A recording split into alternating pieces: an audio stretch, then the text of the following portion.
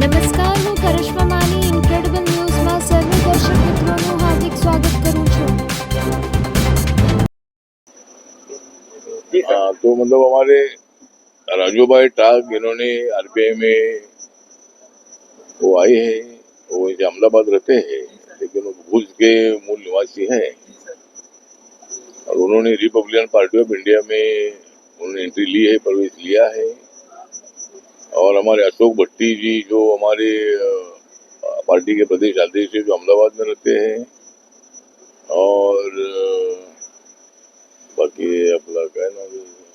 जतिन भुट्टा हाँ, अलग है जतीन भुट्टा, ये हमारे गुजरात के प्रभारी है। और हमारी लीलाबेन वाघेला, ये हमारी महिला विंग की अध्यक्षा भी है। और यहाँ मोल्टीबेन महेश्वरी जो यहाँ की विधायक है, एमएलए है।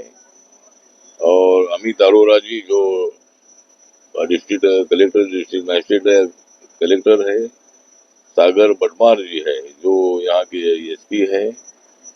और सोशल वेलफेयर के जो अधिकारी है उनके साथ हमारी मीटिंग हुई। और आज मैं इधर आया था, हमारे भरत भाई बलसारा जो यहाँ के मूल निवासी है। और हमारे जो मित्र है जय बलसारा जो मेरे साथ हमारे एडिशनल पीएसए पृथ्वी भाटी जो राजकोट के रहने वाले हैं, वो मतलब उनके भी मित्र है। तो आज यहाँ भरत भाई बलसारा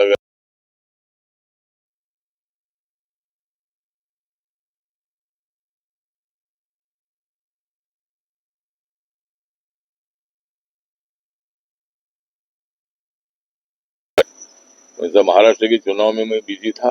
और महाराष्ट्र में महायुति जो नरेंद्र मोदी जी के नेतृत्व में काम करती है और महाविकास आघाड़ी जो है ये मतलब सभी पार्टियों का इंडिया का गठबंधन है।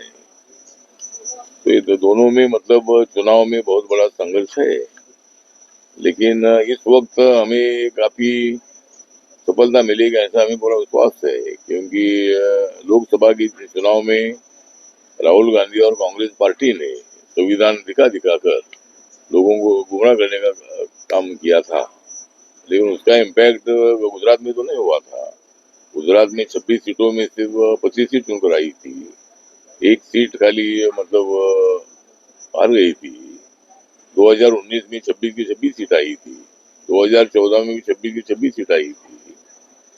और नरेंद्र मोदी जी का नेतृत्व सबका साथ सबका विकास वाला है। नरेंद्र मोदी जी का विजन 2047 तक देश को ऊंचाई तक पहुंचाना है। नरेंद्र मोदी जी ने विकास की भूमिका लेकर उन्होंने देश का 10 सालों में बहुत बड़ा विकास किया है।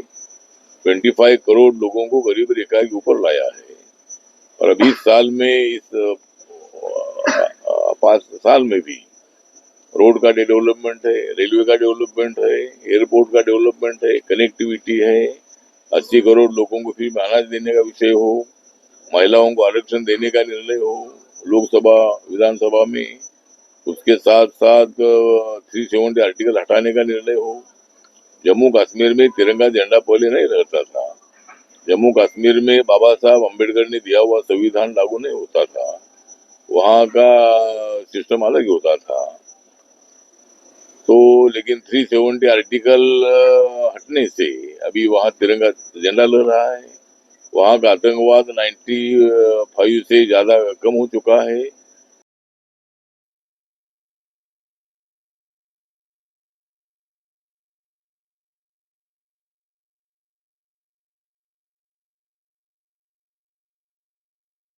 तो वहाँ अभी काफी शांति है, बीच बीच में कोई एकाधा इंसिडेंट होता है।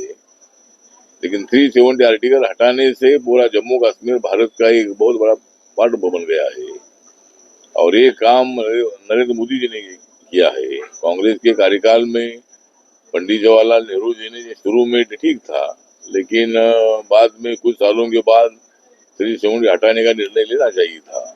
लेकिन कांग्रेस पार्टी में इतना डेयरिंग नहीं था। कांग्रेस पार्टी ने ऐसा निर्णय कभी नहीं लिया। जम्मू कश्मीर को भारत से जोड़ने का निर्णय नहीं लिया। और इसीलिए नरेंद्र मोदी जी का, अमित शाह जी का एक रिवोल्यूशनरी निर्णय हो चुका है। और वहाँ अभी डेवलपमेंट हो रही है, वहाँ बेरोजगारों को रोजगार मिल रहा है, इसी तरह वहाँ पूरी शांति है। तो ऐसे कई निर्णय जो है, ये निर्णय हमारी सरकार ने लिए है। लेकिन मोदी जी हमारे ओबीसी समाज के हैं और तीसरी बार पंडित जवाहरलाल नेहरू का रिकॉर्ड ब्रेक करने का काम उन्होंने किया है। तीसरी बार प्रधानमंत्री बनने का मौका उनको मिला है। जरूर लोकसभा में हमको सीटें कम मिली, लेकिन क्लियर मेजोरिटी हमको मिली है। सरकार बनाने के लिए 272 की आवश्यकता थी, लेकिन हमें 293 सीटें मिली है। और 400 पार का नारा मोदी जी का इसलिए था कि 2019 के लोकसभा के चुनाव में बीजेपी को 303 सीटें मिली थी और बीजेपी और एनडीए की सीट मिलकर कम से कम 335 सीटें थी। तो मोदी जी को ये लगा था कि भाई G20 का भी जो प्रोग्राम हुआ, दिल्ली में हुआ, पूरे देश भर में हुआ, और जो ये काफी निर्णय जो हमने बताए, प्रधानमंत्री आवास योजना है, प्रधानमंत्री आयुष्मान योजना है, जनधन योजना है, उज्ज्वला योजना है, तो ऐसे कई योजनाएं जो है उनका फायदा भी मतलब सभी लोगों को हुआ है। 10% आरक्षण जो दिया गया,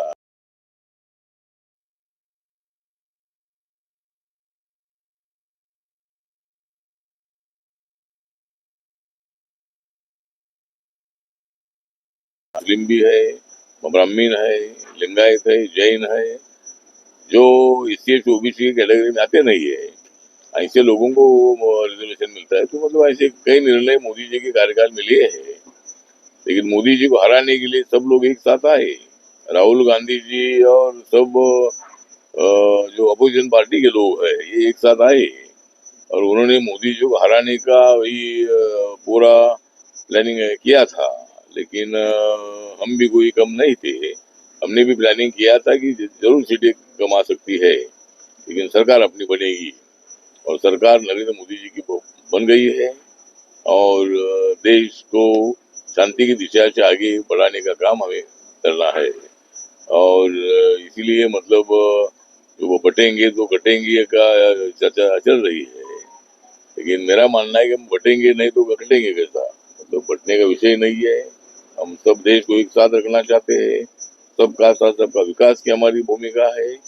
और इसीलिए महाराष्ट्र के चुनाव में हमारी जो महायुति है, जो महायुति को कम से कम 165 तक सीटें मिलेगी और सरकार हमारी बनेगी, ऐसा हमें पूरा विश्वास है।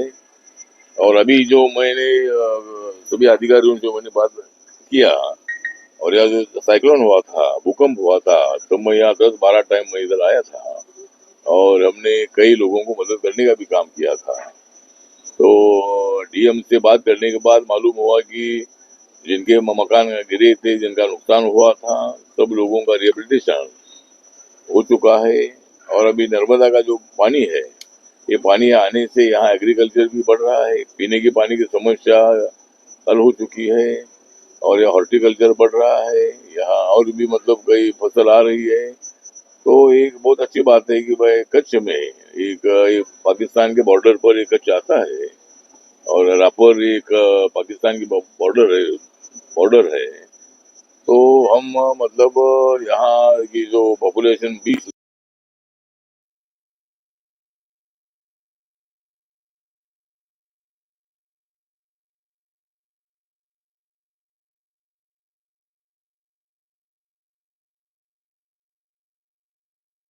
इस यहाँ का आता है। और यहाँ मतलब हमारे जो स्कॉलरशिप मिलती है शेड्यूल कास्ट के लिए, तो कम से कम 42,000 स्टूडेंट को या प्री मैट्रिक और पोस्ट मैट्रिक स्कॉलरशिप मिलती है। यहाँ जो गर्ल्स का हॉस्टल है खाली एक ही है, लेकिन बच्चों का हॉस्टल यहाँ 10 है और यहाँ कम से कम 1,000 बच्चे पढ़ते हैं। मेरे मंत्रालय की एक आश्रम स्कूल की एक स्कीम है और वो एनजीओ के लिए हम आश्रम स्कूल देते हैं। तो यहाँ से कोई अगर एनजीओ अप्लाई करता है तो उसके लिए आश्रम स्कूल होता है, तो आश्रम स्कूल का पूरा पैसा हम देते हैं। तो इसलिए कोई संस्था एनजीओ अगर हमारे पास अप्लाई करेगी तो आश्रम स्कूल हम उनको देंगे। ये भी हमारी एक स्कीम है। और यहाँ एक ओवरसीज ओवरसीज स्कॉलरशिप एक स्कीम है, स्कॉलरशिप स्कीम है, लेकिन यहाँ स्टेट गवर्नमेंट 15 लाख रुपए अगर बाहर बच्चों को पढ़ाई के लिए जाना है, लड़कियों को जाना है, तो स्टेट गवर्नमेंट के पहल से वहाँ 15 लाख रुपीज लोन मिलता है और उसका इंटरेस्ट 4% होता है। तो इसी तरह अभी जो 2024 में इस योजना का फायदा लेने वाले 10 स्टूडेंट यहाँ थे, तो ऐसी भी जानकारी हमको मिली है। लेकिन मेरे मंत्रालय की एक स्कीम नेशनल ओवरसीज स्कॉलरशिप एक स्कीम है और हमारे पास कम से कम 600 से ज्यादा एप्लीकेशन आते हैं। America, London, Russia, Ukraine, Germany, France या अनेक कंट्री में जिनको एडमिशन मिलता है और वो बच्चा शेड्यूल कास्ट का होता है, तो उसको हम 40 लाख, 50 लाख, 60, 70, 80, 90, 1 करोड़ तक भी लोन हम उनको देते हैं। उनका कोर्स 1 साल का होता है, 2 साल का होता है, 4 साल का होता है, 5 साल का होता है। लेकिन अभी हम खाली 125 स्टूडेंट को ही मतलब अभी स्कॉलरशिप देते हैं, लेकिन उसमें बढ़ोतरी करने की मांग है। तो इस वक्त हमने ऐसा निर्णय लिया था कि 125 लोगों को तो हमने स्कॉलरशिप दी।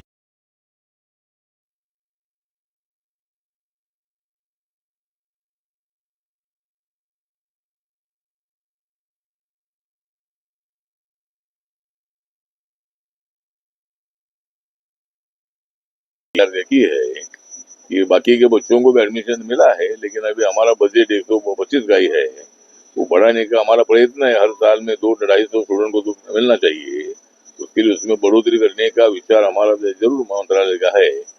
लेकिन जिनको इस स्कीम में स्कॉलरशिप नहीं मिली है, तो उनको लोन लेकर भी उनको बाहर भेजने का प्लान हमने किया है। और आजकल शेड्यूल कास्ट के बच्चे इतने 600-700 स्टूडेंट अप्लाई करते हैं, तो एक बहुत बड़ी बात है कि भाई वो पूरे फॉरेन में पढ़ाई करना चाहते हैं। तो इसी तरह भी मतलब ये काम बहुत बड़ा है। यहाँ हमने जो इंटर कास्ट मैरिज की जो जानकारी ली, तो अभी तक मतलब 53 जो इंटर कास्ट मैरिज है उनको अपने मंत्रालय में 97,50,000 इतने पैसे उनको दे दिए हैं। और राज्य सरकार की स्कीम है कि इंटर कास्ट मैरिज करने वालों को 1 लाख रुपए देते हैं। लेकिन मेरा मंत्रालय जो है सोशल जस्टिस, उसमें डॉक्टर अम्बेडकर फाउंडेशन है, तो कलेक्टर के थ्रू अगर हमारे पास अप्लाई आता है तो उनको 2,50,000 रुपए देने की हमारी स्कीम है। उसमें भी कई इंटरकास्ट मैरिज करने वालों ने अप्लाई करना चाहिए। और आज समाज में दूरियां कम हो रही है, समाज में इंटरकास्ट मैरिज की संख्या बढ़ रही है, तो एक अच्छी बात है कि भाई समाज में ये काम अच्छा हो रहा है। तो इसीलिए, लेकिन अभी एट्रोसिटी जो केसेस है, तो उसकी आंकड़ेवारी हमको मिली है कि भाई 22 में 144 केसेस थी, 23 में 127 केसेस थी और 24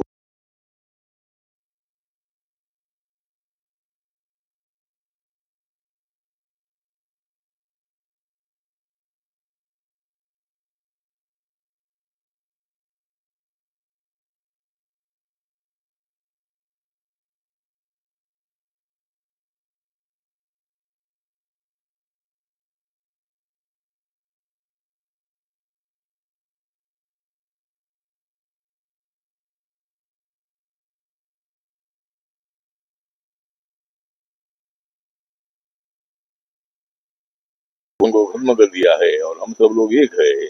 ऐसी भावना उनमें तैयार करने के लिए भी प्रयत्न करने की आवश्यकता है। इसके लिए सरकार की तरफ से भी प्रयत्न होना चाहिए और जो एनजीओज है, एनजीओज ने भी मतलब इसी तरह के पहल करनी चाहिए। तो ये काम मतलब सब लोगों ने करने की आवश्यकता है। और इसी तरह मतलब यहाँ दिव्यांगों की संख्या 13,000 है, तो 13,000 दिव्यांगों की संख्या है। और यहाँ जो पेंशन मिलती है तो कम से कम 1200 दिव्यांग जनों को पेंशन मिलती है। हर साल में एक आधा कैंप होता है और आज तक कम से कम 30 लाख से ज्यादा दिव्यांग जनों को हमने साहित्य बांटा है। और एक बार तो नवसारी में एक मोदी साहब के जन्म दिवस पर एक प्रोग्राम हुआ था 4-5 साल पहले, और वहाँ वर्ल्ड रिकॉर्ड करने का भी प्रयत्न मतलब हम लोगों ने किया था। कम से कम 12,000 से हाँ? 3 वर्ल्ड रिकॉर्ड किए गुजरात। हाँ, 3 वर्ल्ड रिकॉर्ड हमने किए थे और कम से कम 12 से 15,000 दिव्यांग जनों को एक दिन में ही मतलब उनको साहित्य बांटा था, तो एक वर्ल्ड रिकॉर्ड था। इसी तरह मतलब हर जिले में कैंप होते हैं और मतलब यहाँ उनको ये काम किया जाता है। बाकी अभी जो कच्छ है, कच्छ के लोग काफी मुंबई में और आउट ऑफ इंडिया भी काफी लोग हैं, बिजनेस में भी काम करते हैं और अभी यहाँ एग्रीकल्चर भी अच्छा बढ़ रहा है। यहाँ जो सीलिंग का जो कानून है उसके मुताबिक जिनके पास ज्यादा जो जमीन है वो जमीन लेकर कलेक्टर जी के माध्यम से वो जमीन जो गांव के भूमिहीन लोग है, चाहे दलित हो या नॉन दलित हो, जिनके पास बिल्कुल जमीन नहीं है, ऐसे लोगों को जमीन का बंटवारा किया जाता है। एक अच्छी पहल है। आप लोग जानते हैं कि विनोबा भावे जी हमारे महाराष्ट्र में थे और विनोबा भावे जी ने भूदान मूवमेंट शुरू की थी और लाखों एकड़ जमीन उन्होंने पूरे देश भर में कम से कम 8 लाख एकड़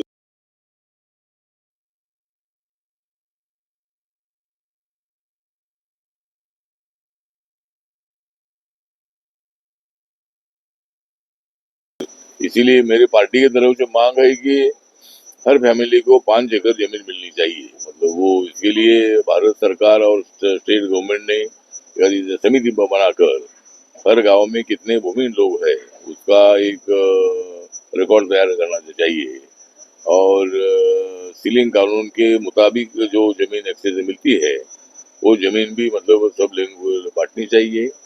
दूसरी भी हमारी सूचना है कि जो फॉरेस्ट डिपार्टमेंट की जमीन होती है तो वहाँ पेड़ जंगल है, वहाँ हम समझ सकते हैं, लेकिन जहाँ जंगल नहीं है, जहाँ जमीन खाली पड़ी हुई है लेकिन रिकॉर्ड में फॉरेस्ट में है, तो ऐसी जमीन एग्रीकल्चर के लिए भी दे देनी चाहिए। मतलब वहाँ पेड़ बड़ी आती भी नहीं है, तो उसमें जो जुड़की जंगल भी हमारे विदर्भ में काफी जमीन ऐसी है नागपुर और उसी इलाके में, तो ऐसी जमीन अगर फॉरेस्ट का ये रिकॉर्ड बना होगा तो ऐसी जमीन भी मतलब एग्रीकल्चर के लिए हॉर्टिकल्चर के लिए देनी चाहिए। तो ऐसा भी हमारा एक सूचना है। तो आज हम शादी के लिए तो आए थे लेकिन अधिकारियों से भी बातचीत हुई, मेरे डिपार्टमेंट के अधिकारियों से भी बात हुई और आप लोगों से भी बात करना है इसलिए आपको यहाँ बुलाया है। तो जिस तरह मैं नरेंद्र मोदी सरकार में तीसरी बार मैं मंत्री हूँ, मैं मेरे पार्टी का लोकसभा में एक भी मेंबर नहीं है, उसके बावजूद भी नरेंद्र मोदी जी ने मुझे उनके मंत्रिमंडल में ले लिया है। मेरी पार्टी का नाम रिपब्लिकन पार्टी ऑफ इंडिया है और मैं भारत के रिपब्लिकन पार्टी का अध्यक्ष हूँ और Donald Trump Republican party America के अध्यक्ष है, मतलब वो भी मतलब आरपीआई उनकी भी रिपब्लिकन पार्टी है। तो वहाँ रिपब्लिकन पार्टी को अच्छी जीत मिली है, इसीलिए हम डोनाल्ड ट्रम्प जी का अभिनंदन करते हैं और भारत के साथ अमेरिका के संबंध और भी अच्छे बनेंगे। नरेंद्र मोदी साहब और डोनाल्ड ट्रम्प में अच्छी दोस्ती भी है और जब वो पहले जब अध्यक्ष थे अमेरिका के तब से मोदी साहब के साथ उनके अच्छे संबंध है। तो नरेंद्र मोदी जी दुनिया में सबसे